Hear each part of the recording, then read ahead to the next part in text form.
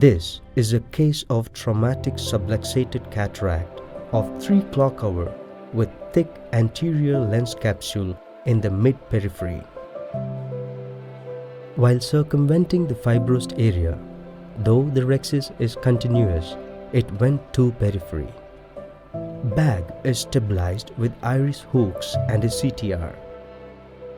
After nucleus emulsification, to the surgeon's utter surprise, the CTR is not seen inside the bag. So, where did the CTR vanish? Surgeon kept his cool and decided to implant a second CTR after ruling out any PCR.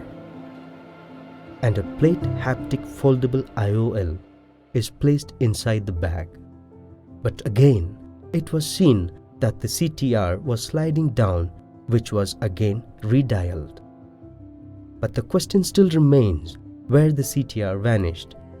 After seeing the video retrospectively, it was seen that when surgeon was busy in preparing for phacoemulsification, the CTR gradually slided out of the capsular bag into the ciliary sulcus through the peripheral part of rhexis margin.